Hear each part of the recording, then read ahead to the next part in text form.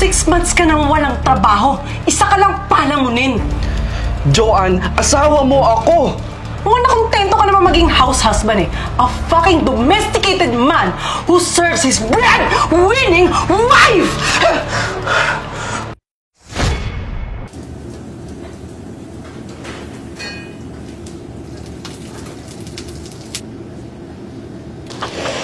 Late na ako nung oras na. Kompleto na ba to? Ken! Ken! Nasaan na yung gamit ko? Wala na naman dito. Hindi na naman kompleto to. Ano ba naman yan? Wala ka na ng ibang gagawin eh. Hindi mo pa ginagawa ng tama. Han, malapit na matapos tong niluluto ko.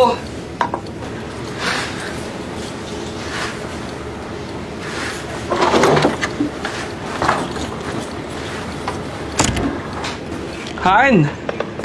Oh, asan na yun?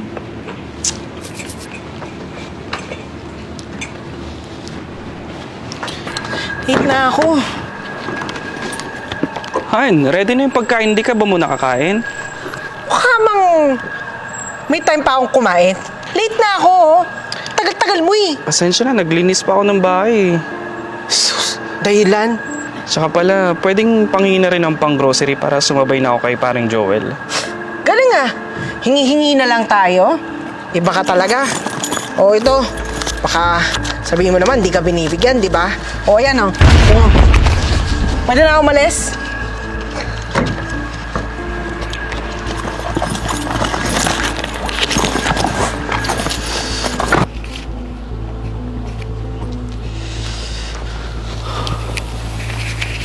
Pre, kamusta? Okay, ayos naman. Kamusta? Ayos lang.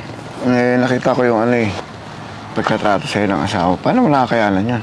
Natidlib mo yun? Wala pre. Kailangan muna ngayon kasi si misis lang kumakahit para sa pamilya. Hindi naman sa nangingialam ako, pre. Payo lang. Kasi lalaki tayo. Kahit nasabihin mong nandiyan ka sa sitwasyon na yan, dapat kahit pa paano binibigyan ka ng respeto ng asawa mo. Eh, eto pre, wala akong hanap buhay, so hindi ko naman masisi si misis. Kailangan ko talagang gawin muna lahat sa bahay. Pero hindi naman sa nangingialam ako, ha?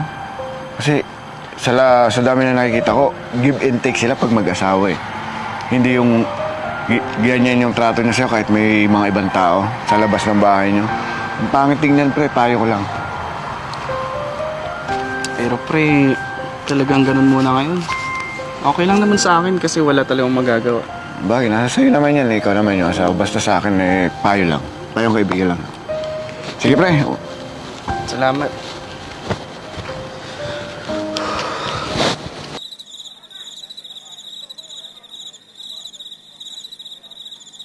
So tired, so stressed. Tawagan nga si Mars. Hello, Mars! Hello! Long time no see! Kamusta ka na? Ayos lang! That's good. I missed you. Pumunta ka naman sa bahay. Magpapaalam muna ako sa asawa ko. Ano ba naman yan? Kailangan pa ba magpaalam sa asawa? Oo naman. Nakakahiya rin sa asawa mo, no? Ano nakakahiya? Sa amin, ako ang masusunod. At wala siyang magagawa kundi sumunod sa akin. Alam mo kung bakit? Kasi ako ang may pera. Kaya dapat sumunod lang siya, no? Wala siyang trabaho at wala siyang ginagawa. Grabe ka naman, Mars. Ano ba? G ka ba o hindi? Dami mong arte. O sige, ngayon na ba? Oo. O sige, pupunta ako. Good. Huwag ka na magpaalam dyan sa asawa mo. Papaalam ka ba dyan eh? Ay, nako. O sige, Mars, see you later. Okay, bye.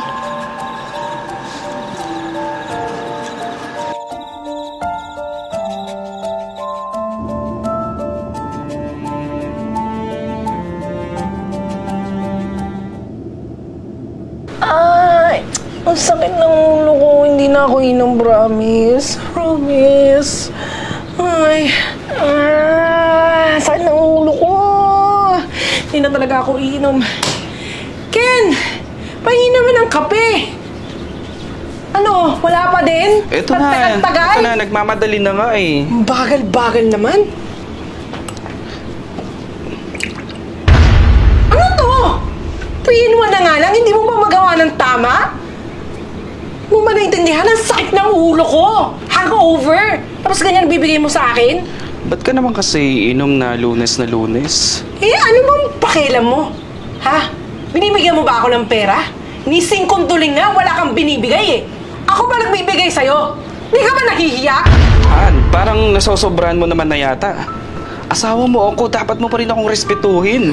Bakit? Karespe-respeto ka ba? Ha? Bakit hindi?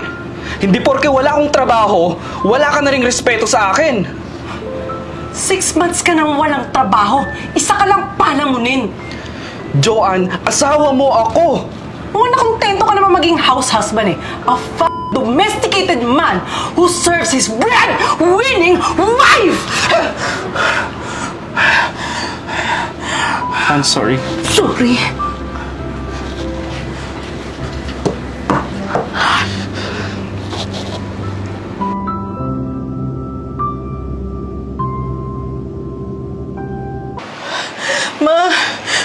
Ma, sinaktan ako ni Ken.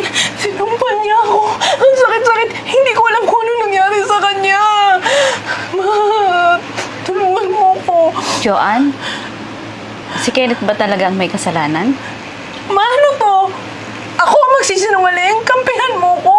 Ako ang anak mo. Joanne, anak kita.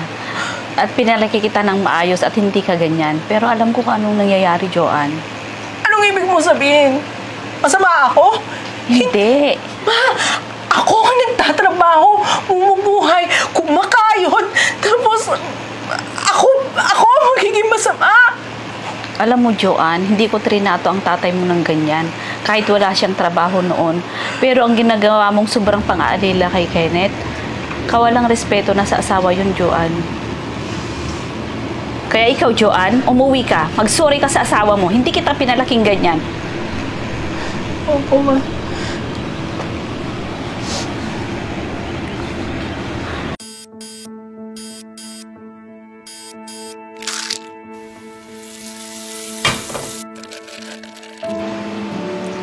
Han? Sorry na. Sorry na. Ito naman. Sorry na. Oo, kasalanan ko. Masyadong pumasok sa utak ko yung pera, posisyon. Hindi ko naisip na dalawa pala tayong magkakampi. Sorry ah. Sorry na. Ano yung pinapanood mo dyan? Tingin mo. Ano ka maganda? Ngiti ka naman. Ngiti ka.